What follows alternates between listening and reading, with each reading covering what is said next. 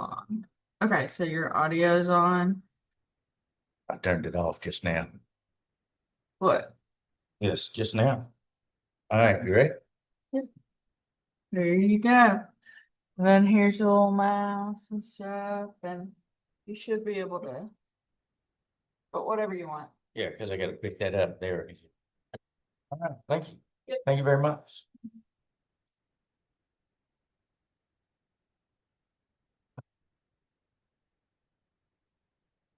All right, I'd like to welcome everyone to Getting to the Close, section 19 of Ignite. In the last two sessions, we covered making and receiving offers and negotiating tactics. Today, we move our focus forward to the sales process post-offer. Before we begin, let's hear about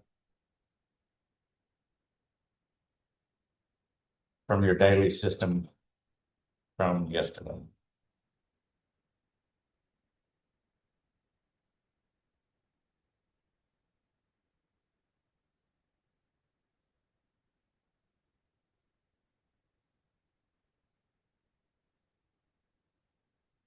Did everyone able to meet with their accountability partner? Accountability partner is key.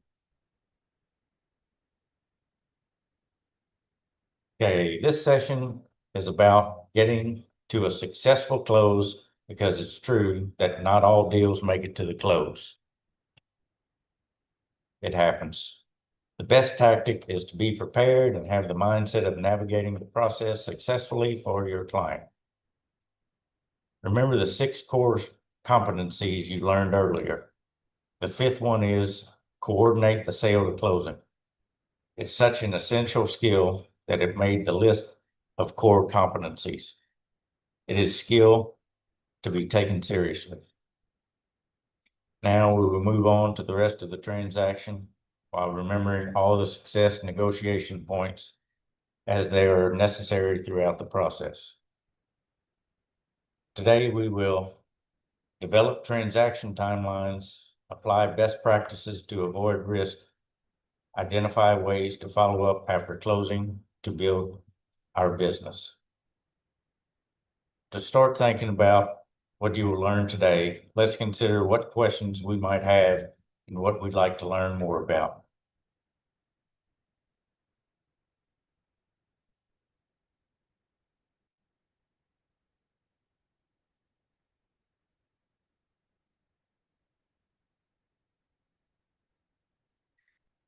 Real estate transactions aren't particularly trouble-free.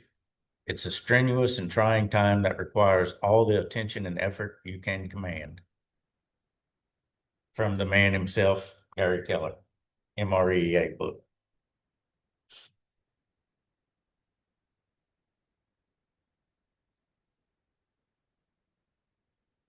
This is an important process.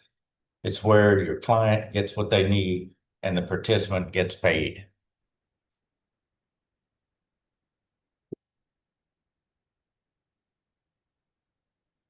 Just as getting a lead doesn't make the person your client, getting under a contract doesn't mean closing a deal or getting paid. There are several steps in the process where a deal can fall apart, and knowing how to manage the risks will help you take a contract to the closing table. Who has bought or sold a home before?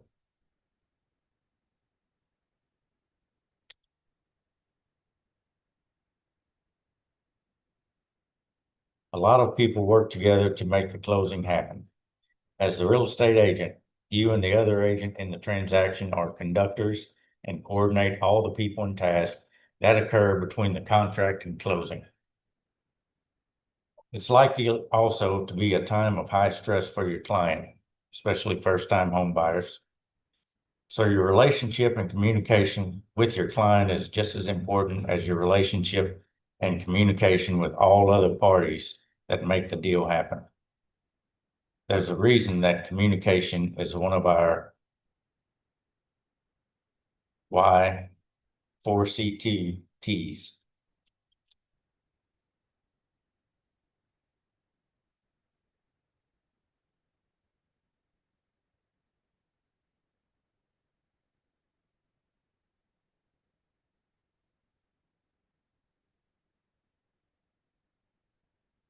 Throughout the session, you will be drafting multiple timelines like contract deadlines, buyer timelines, seller timelines, etc.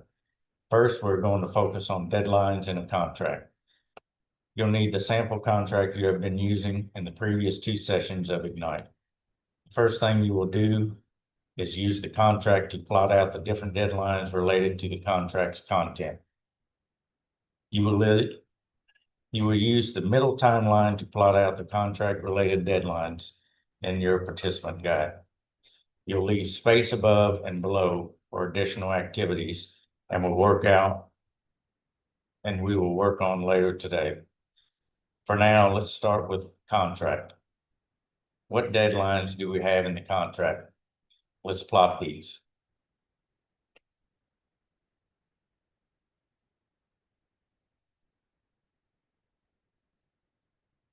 Okay, you have contract acceptance, inspection period end, which we call due diligence, and the closing.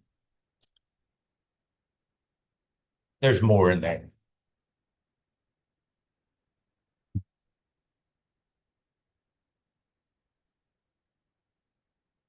Okay, let's brainstorm on all other people working on the transaction. We know the buyer, seller, buyer's agent, and listing agent. So we will write them down. Who else is involved in completing the transaction?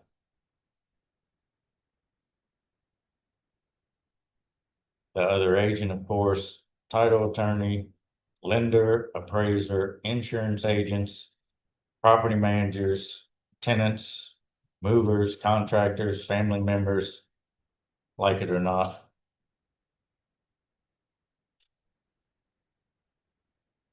And communication with all the above is very important.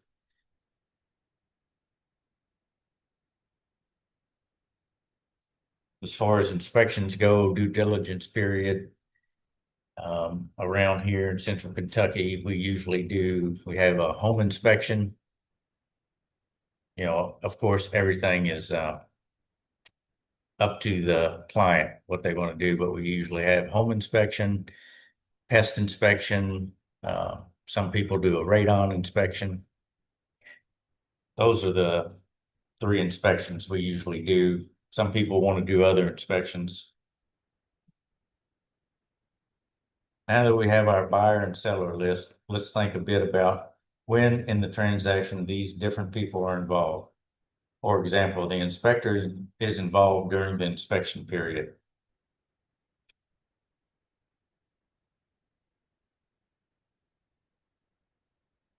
Now that we have our list of participants and have identified those working with the buyer, let's start filling out our buyer timeline in your participant guide. We will write the buyer timeline above the contract timeline. This is your to-do list to meet those deadlines, including all the documents and all the people involved. Feel free to use abbreviations for people involved, such as BA, buyer's agent, LA for listing agent. An example of several to-dos influencing each other and leading up to a deadline is the inspection. The buyer's agent sends a list of inspectors. The buyer chooses their inspector. The buyer's agent schedules inspections and informs the listing agent. Where would this happen?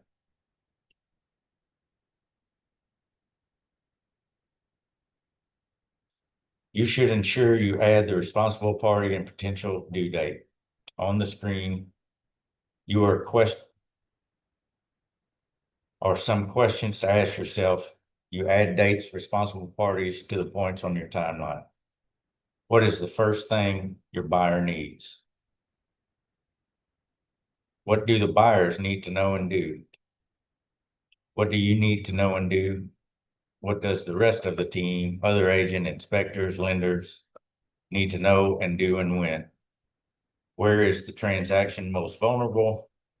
What are you doing at these vulnerable points to bulletproof the transaction and set it up for a successful close? Do your best to track them in the correct chronological order.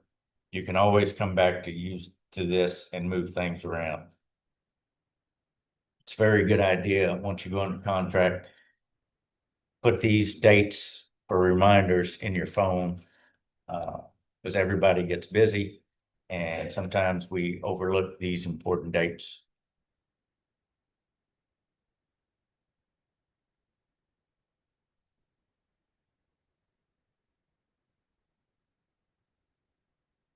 Okay, here's an example of a buyer timeline. Inspector list buyer, BA buyer's agent. Earnest money, around here it's 3 days. Need to have it 2 hour in the escrow account within 3 days of the contract being signed. Inform the listing agent of inspection schedule. Inspections, buyer's agent, listing agent, inspector. Send inspection response, buyer's agent. Sends that to the listing agent. Appraisal due, appraiser, lender. Final walkthrough, buyer's agent and listing agent.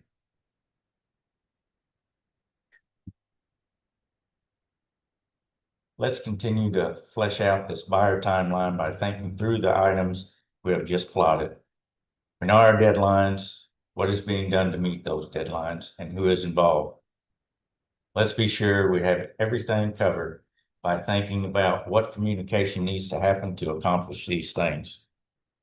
How and when will you communicate deadlines? For example, are you providing your clients with a timeline of the entire transaction to begin? If so, how will you get this to them? Will you schedule a time to go over it with them?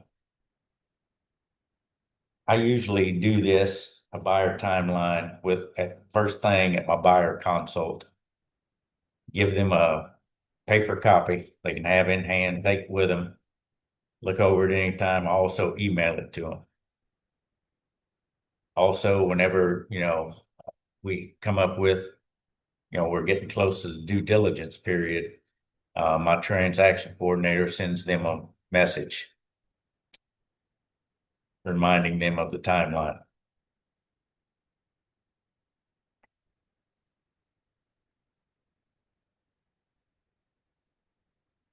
Common interaction points: communication of deadlines, communication of contract to other parties such as title and lending, lender and buyer communication,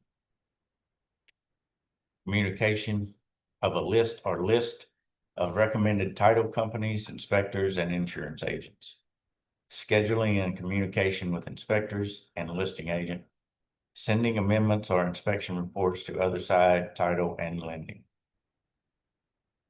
You get the theme here: communication.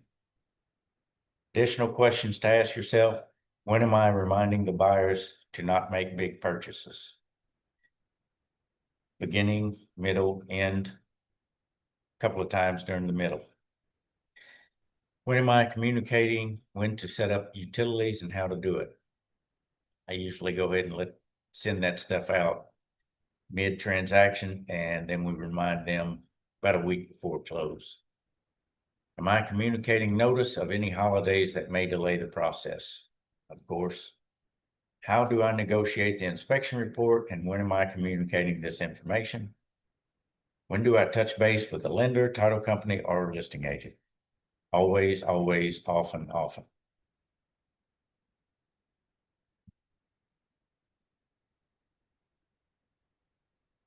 Next, think about the possible documentation you will need to represent your buyers. Continue to use the buyer timeline in your participant guide. Do your best to track the documentation points in the correct chronological order. You can always come back to this and move things around. These are some consideration points on the screen to think about as you plot the documentation points on your timeline. Add a D next to items that require documents to be sent through.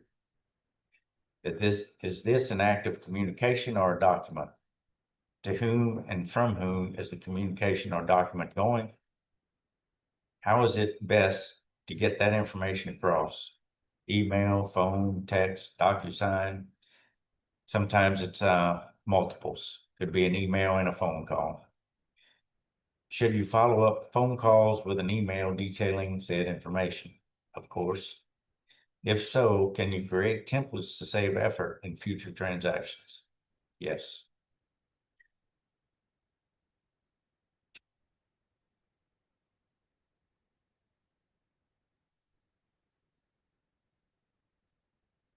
Here's the buyer timeline with some couple of updated.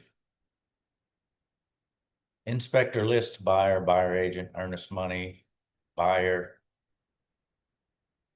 document, inform listing agent of inspection schedule, inspections, buyer agent, listing agent, inspector, send inspection response, buyer agent, document, appraisal due, appraisal lender, final walkthrough, buyer agent and listing agent, document. Now let's move on to the other side of the transaction. In a seller transaction, there are also many people you are responsible for bringing into the transaction. We will follow a similar set of steps to develop your seller timeline for the seller's side. First, go back to the list of who is involved in a transaction in your participant guide. Let's look at the seller list and figure out where in the transaction they participate.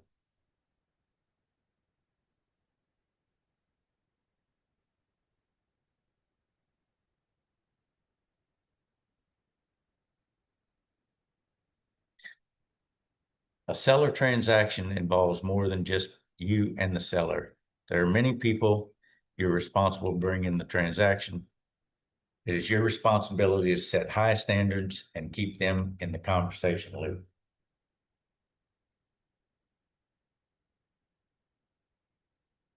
Communication, communication.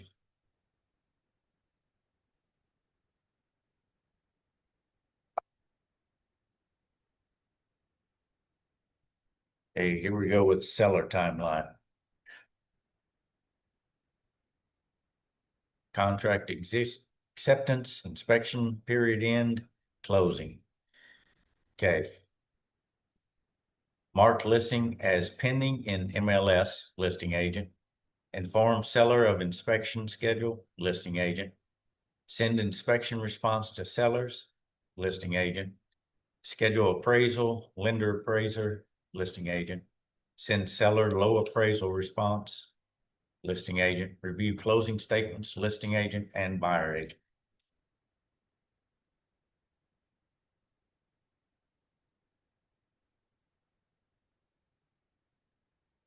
There are some consideration points on the screen to think about as you plot the documentation points on your timeline.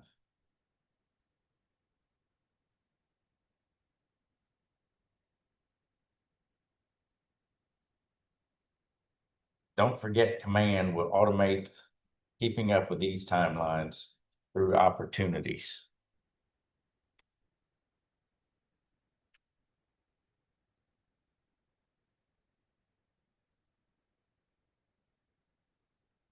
You can track the progress of your transaction in opportunities, and you can set up client updates and checklist in opportunities. It allows you to track everything involved with the transaction from activity checklist and offer management to potential commission income and compliance. You can also customize your opportunity pipelines. You can find helpful articles on this in your Ignite reference guide and answers.kw.com. That's answers.kw.com.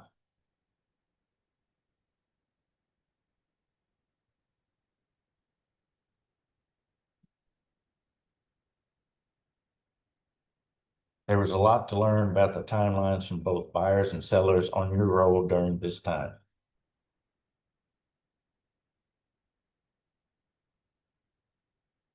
Now let's start to think about where the deal may be vulnerable and how you can protect it.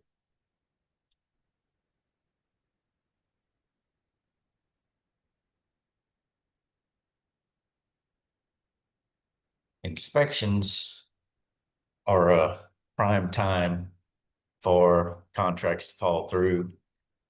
You need to always communicate with your buyer. Set them up from the start about inspections, explain to them about the difference in cosmetic issues and safety issues or roof leak, the major stuff. And the difference whether or not something's on the seller's disclosure or not. Let's see. I had one time, had multiple items on the inspection sheet, had a couple of maybe major things. Yes, they were major things. Roof, but it wasn't a complete roof job, and an HVAC problem, which it just needed a repair. It didn't have to be replaced. But and several smaller ones. We do not ask for all the smaller ones. Usually, if you're going to ask for the big ones, you can ask for anything. They don't have to fix anything. Remember that. We got an HVAC guy out there, inspected it. It was about a $400 repair. We negotiated that, and the roof, we got somebody out there, and I think that was about a $1,500 repair. We negotiated that. Sellers took care of that. So from the start, you have to set, just like when you set your buyers up at the start of the process. It's best to set them up as far as inspections go, what could happen, what might happen, what we could do, all that stuff, how to navigate that. Negotiation process is key.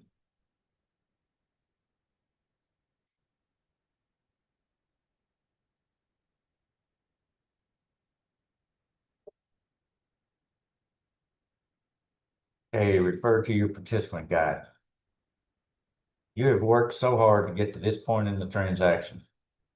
You should avoid risk by acting and participating and anticipating any potential issues that could arise. Some best practices to avoid risk may include communicate clearly and often with everyone.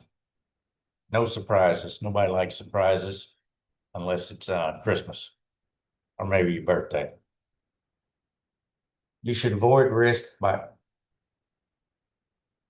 some best practices to avoid risk may include communicate clearly and often. Communicate with everyone involved in that step of the transaction. Copy assistants who are involved along with the main party. Set expectations up front. Do you need the inspection response to be the next day? Be sure you've communicated that when you schedule. Stay professional even if others don't. A person yelling at you does not force you to yell. The best way to control the situation is to lower your voice. And as far as communication, even I always communicate with the inspector when our due diligence period ends. If we have 5 days, I go ahead and let them know. We have a couple days. That way they know they need to go ahead and get us the inspection report as soon as they can. That way, if we need to have, a contractor go out and inspect the roof, you have time to do that. Timeliness, communication, and professionalism. These are your greatest tools to succeed in this business. A big part of professionalism is operating as a fiduciary for your client. Communication.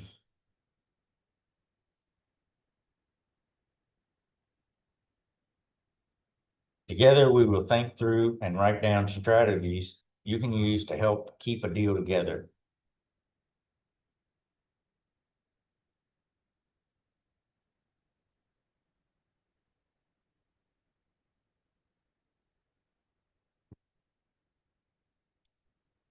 Potential areas where a deal is at risk falling apart. Late deposit during renegotiation, after the home inspection, after appraisal, or during the lender approval process, during an option period, if there is one? What are the best practices for keeping the deal alive? Pricing the home reasonably in your listing or on your offer. Maintaining a good relationship with the other agent to make renegotiation more likely to succeed, and accurately setting your client's expectations about the process and costs that are associated at the beginning. Communicating quickly and effectively about any issues that pop up. Communication. Remember, don't be afraid to pick up the phone. Not everything can be handled in a text. That's with anyone. The other agent, the lender, title company. Together, we will think through and record down strategies you can use to help keep the deal together. As you answer the questions in your participant guide, refer to your timelines to help answer the questions.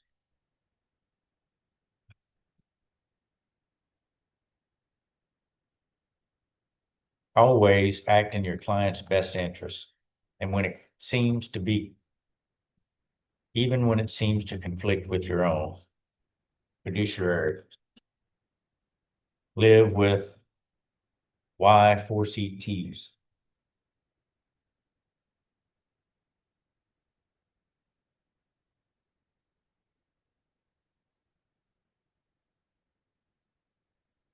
Next, we will talk about how you're going to turn a transaction into a client relationship that brings more business, referrals, and repeat business. We will also discuss how you can lead generate for more business by leveraging client reviews.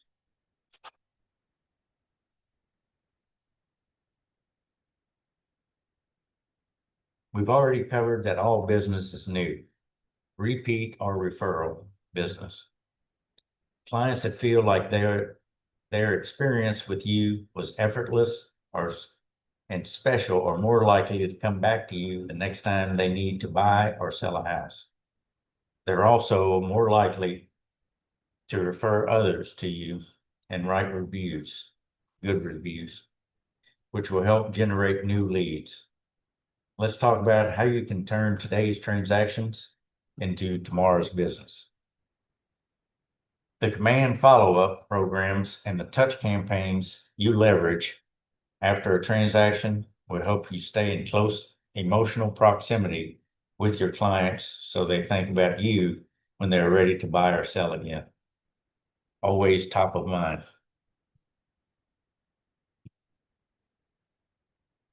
The most important practice with referrals cannot be stated enough. Ask, of course. Offer value and don't forget to ask. Don't forget to ask. Here are some simple conversations to ask for referrals. They're also in your participant guide. My business relies on referrals. If you know anyone that is looking to buy or sell, I'd be grateful if you could let me know. I would appreciate the opportunity to help your friends and family members buy or sell their homes. I intend to build a relationship of trust between us so that when you think of real estate, you think of me. If you wouldn't mind, please tag me on social media anytime one of your friends posts about needing a real estate agent. I am going to offer you an amazing service for you to refer me to your friends and family. If you don't, I'm going to feel I did something wrong and would need to talk to you about it to do better. I want to provide the great service that I provided to you, to your families and friends. Look to fill your funnel with client referrals in the lead generation series for more.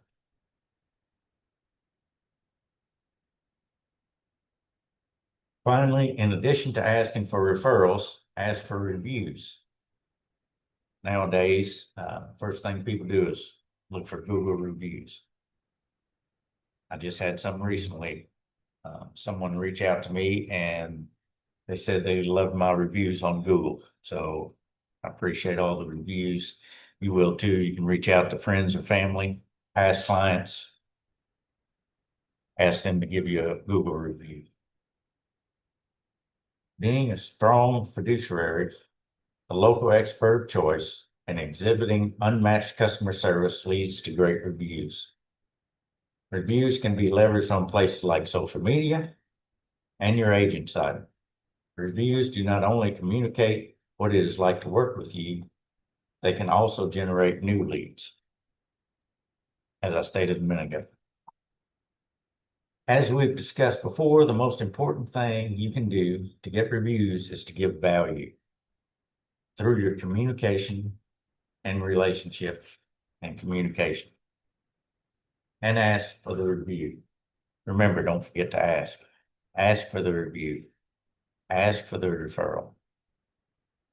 Start every relationship by letting the client know you will ask for their 5-star review. Transaction is not just a transfer of money and property or a commission check. Every transaction is a series of opportunities to be service for your clients. When you give them excellent service and stay in close emotional proximity through follow-up and touch campaigns through command, they will reward you with repeat business, referrals, and great reviews.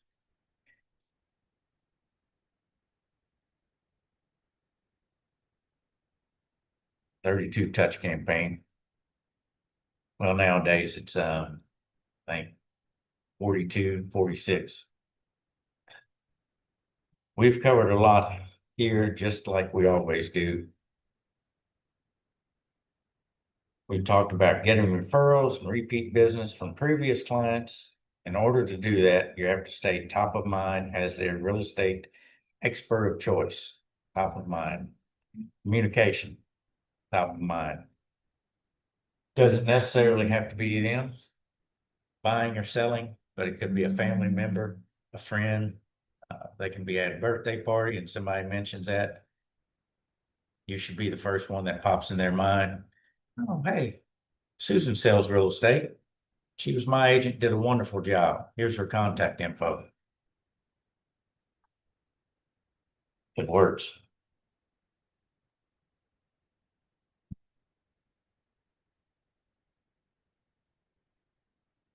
Staying the real estate expert of choice is all about staying in relationship with your clients. You're going to stay in a relationship with a customized 36, 42, 46 touch plan for your new buyer or seller, which can all be done through command. And several are automated. A lot of these touches can and should be the same as your general 36 touch plan for your sphere. However, personalizing your plans adds more value for those you've closed business with. Because you've given them a great buying or selling experience, these are the people who are most likely to offer you referrals of friends, family, neighbors, coworkers, etc. So be sure that your touch plan has you asking for referrals. First, let's talk about buyers. Put yourself in the buyer's shoes for a minute. What would you find helpful in the first year of owning a new home and like to get from your agent? What would bring value to your life and ownership? A housewarming gift and showed they knew me. They might have a pet. That might be their baby. Might only have fur babies. Kids might be out of the house or not have babies yet. Get them something, including the dog, something personal. Any documents to help with taxes, referrals of contractors. Could be a windstorm, have some, siding damage, fence damage, roofing damage, anything like that. Trees blown down in the yard. Always reach out, see if they need any assistance. Introduction to dentists, stylists, mechanics, gyms, etc. if new in the area. Also restaurants, parks, list goes on. These are just a few. Acknowledgement of my buying anniversary. We usually like to reach out at 6 months, 1 month, 6 month, and 12-month year. Care calls, checking in, just to ask how they're doing. Equity updates, updates on neighborhood sales, notice of upcoming community events. Another one we like to do, if the interest rate goes down, or if the interest rate goes up, you can reach out to them. You know, if the interest rate goes down, hey, might consider, you know, a refi. Reach out to your lender, they'll know best. Don't try to be their lender. Don't try to be. You can just, you know, mention that the rates went down.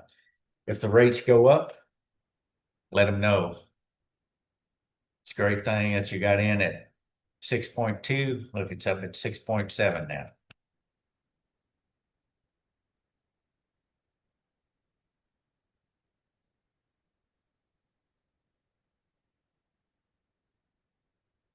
How about in 6 to 7 years after they buy, how might your touches start being a bit different, and why? Things focus more on the potential move again, since we now move on average every 8 years. Things focus more on the potential to move again, since we now move every 8 years. Get that? I said that twice. Communication. The current value of their existing home, current interest rates, knowing their dreams for their forward conversations, such as they intend to retire to the mountains. The forward script is family, occupation, recreation, and dreams. Easy conversations. Often sellers or buyers also so their plans will look the same as though we just discussed. Let's say a seller moves away from your area. Do you just take them off your touch plan? No. What can you still stay in contact with them about? General acknowledgement of birthdays and holidays, tax documents, a gift of something they liked from where they used to live, like a particular type of coffee or an ornament of local interest. Update on neighborhoods, area changes or celebrations if they were longtime residents. Why do you stay in touch with the seller who has moved away? They likely still know people in your area and they can refer them to you. As their trusted advisor, they can seek you out for advice on a local agent for themselves and those they know in their new location, and you will earn a referral fee.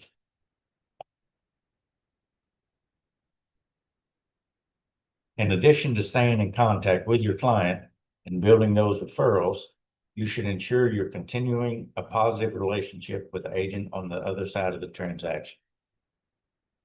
What are the benefits of continuing a relationship with agents you've worked with? Other than it's the right thing to do. Getting info early about their new listings in the neighborhood you do business. Learning from a more experienced agent. Getting referrals, or opposite of that, helping a newer agent. Coming from contribution. Getting referrals, established agents, especially may only work in a particular neighborhood or price point and need to give out referrals that don't fit their brand or preferred market. Building your downline. We covered profit share in an earlier session. Every agent that comes over to KW and indicates that you were the reason goes into your profit share downline. That means that for every transaction where their market center makes money from them doing business, you make money from their business. Win-win. So if you work with an agent at another brokerage that you enjoy working with and you think that they could benefit from KW, give their information to your team leader and follow up with the team in a professional and friendly manner yourself. Take them out to coffee, send them a thank you card, invite them over to events at your office or other off-site Keller Williams events. You can build up a group of great agents around you and build your passive income through profit share. What are some good ways to follow up with other agents after a closing? Send a handwritten thank you card. Don't you like to receive handwritten cards, handwritten birthday card? Invite them to trainings at the market center or somewhere else. Send them a book to help them build their career. Maybe MREA, The One Thing, Shift, or Millionaire Real Estate Investor, just to mention a few. Share information that would be valuable to them.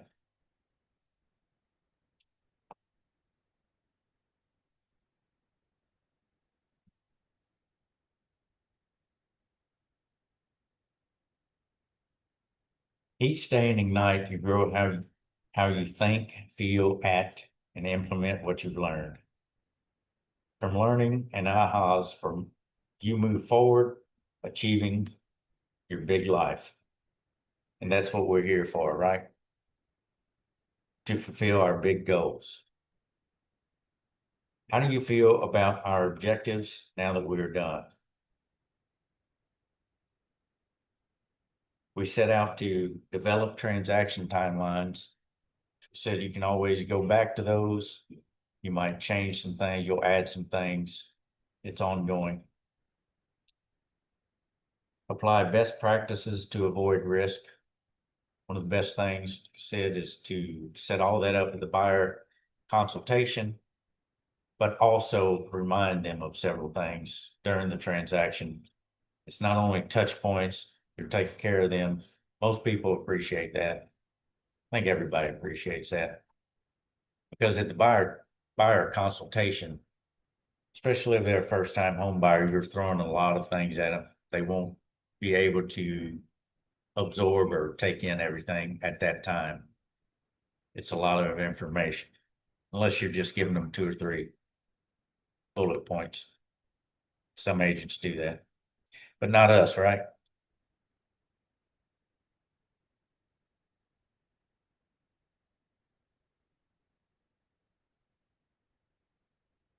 Identify ways to follow up after closing to build our business. Following up with the clients, following up with the other agent, and follow up with the lender, build a relationship with the lender, follow up with the inspector, title company. It's all about relationships, communication and relationships. When you leave today, what action do you think you should take? Will you send a thank you card to an agent you recently worked with? You should. Create a more detailed timeline for your current transaction? Yes. Input checklist into opportunities? Yes. Use command? Yes. Work on your 36, 42, 46 touch point? Yes.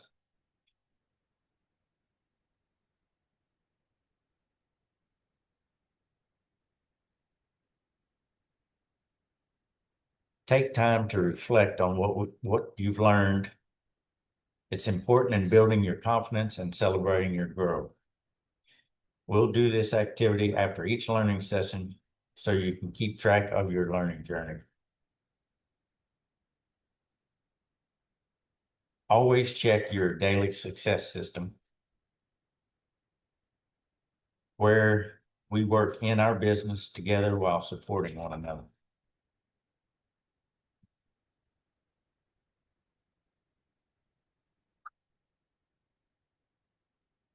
Take time each day, 20 minutes, role play conversations with a partner. Top agents practice every day. Take 10 minutes preparing a call list for the day. This is another system that top agents use to save them time. Once they have a list, they start at the top and call people without hesitation. One thing we like to do is the D2 call list, do the database call list. 45 minutes of real play, role play in the real world. It's making contacts and having conversations with as many people as possible with the goal of establishing and nurturing valued relationships so that when people are ready to buy or sell, they think of you first.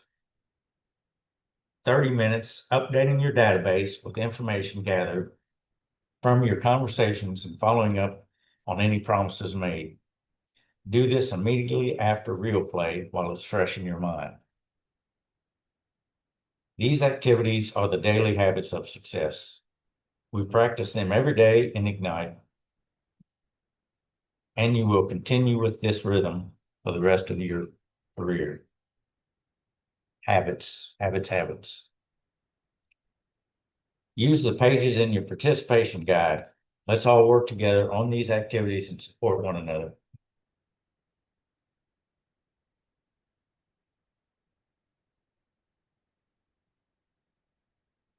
Okay, go over the daily success system. I believe everybody has seen this. How many conversations you had, strive for 10 conversations, strive for 10 contacts added, 10 handwritten notes, 10-5-1 social media engagement. That is 10 likes or 10 emojis.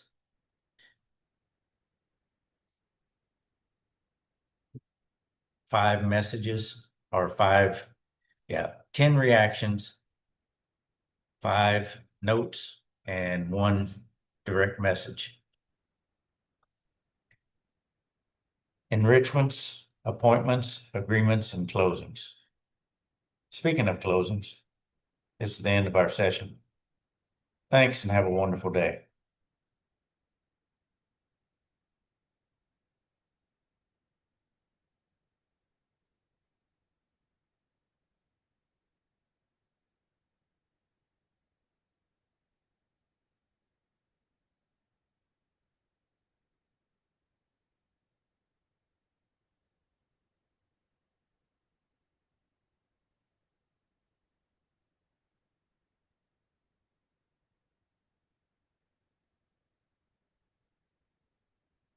Turn the camera on. I didn't want to talk, because I didn't want Wow, to. I got that done in like 45 minutes. There's nobody and it's on YouTube and it's like, you're basically just talking. And when I first started, I've never done one with nobody in here. Usually if nobody shows up, we don't do it. Yeah. But I said, I'm gonna go ahead and do it. And we Yeah. decided to do that. So I'm reading through the thing and then I'm like, at one point, okay, now who has a question? Yeah, it was any questions. So I'm like, Please, questions? oh my goodness. Okay, moving on. Oh, Yeah. I should have been sitting in here, so I could. So at first it was great. Play. Yeah, at first I was all messed up, and then I got to where I was doing monotone throughout the whole thing just about, but Well, I wanted to see what the. well, it's yes, on, slide. yeah, it's on YouTube. They're on YouTube. All you have to do is go to on YouTube Commonwealth, Keller Williams Commonwealth. Oh, I think I've already. Ignite or I something. think I've already followed. Yeah. it, But, yeah, so this is your class that you do occasionally or Well, get to the close, or is this the first time? this is the first time I've done this one. I've done Ignite, and like I said, the previous times we just wouldn't do it. And then they started putting it on YouTube. So they said so I said, yeah, that's great. And as it was live on YouTube, could you tell if anyone joined in? Or? I think they said Heather was on there. She's the only one that's been to every Ignite session. She's actually on vacation in Florida. But No, I can't tell. So you kind of have a script to go by? You didn't have to Yeah. write your And own? you asked about doing that. Yeah, the crazy thing is, let's see, all this is off. Tara wants us to do this quarterly. Now that it's on YouTube, I don't know if we necessarily do it quarterly. We can update these like mine and a few Mhm. others because we haven't done it before, make it a little better and crisp. But Well, we look were- at us with our red day. yes, we were doing Black Panther. And You got the memo. You got the memo. Now we need to go drink a Guinness. right. I told I heard you that. yesterday. Yeah, I was Stop starting him off as I heard you say, no, my goodness. Now I got myself one. And then I was telling Jesse, I said, man, she spent some time in Ireland, likes Guinness. I said, man, I like her already. yeah. I said, she don't have to help me. She can do whatever. But yeah, we were having these every quarter. And the problem is, if it's every quarter, a lot of the majority of new agents that come in are dual career. Right. I don't have time to come in during the day. So we've been trying to get her not to do this every quarter. Like 2 years, right after COVID, I mean, we had several people in here, not several, but 6, 8. Even if you had 5, that's something. 5+. The last probably 4 times we've done it, it's been like this. Yeah, and the closer we get to the end, there's hardly anybody.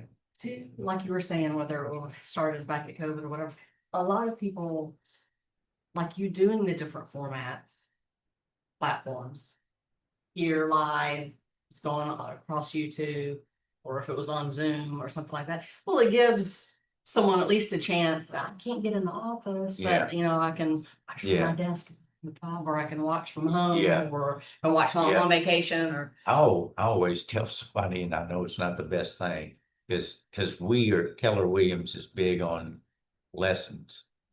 And to me, the best lessons you can have, even when I go to L Bar, still I'm saying. ain't calling do it the same bluegrass thing. because I don't When I want say people. BGR, you know, it's like, gosh, Yeah. LR is so much easier. Or I guess it was for so long. I don't want people to think I'm saying bluegrass, Keller Williams bluegrass on across town. But even when I go there, and when I came in during COVID, so everything was Zoom.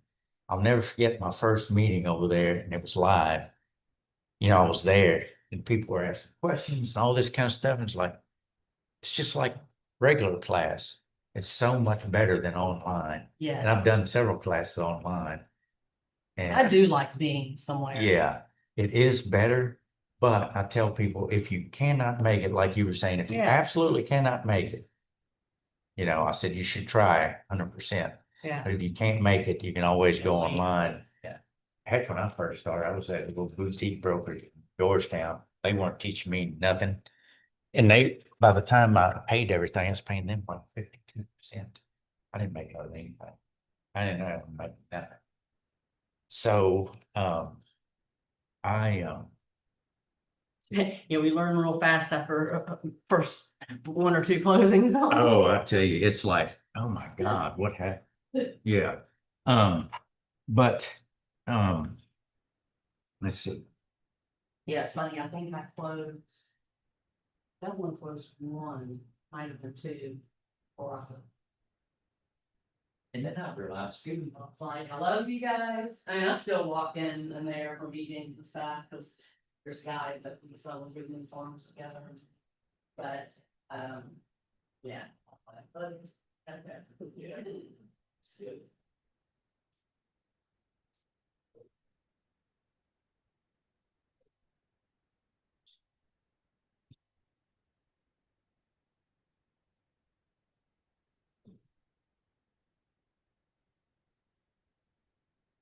What was it?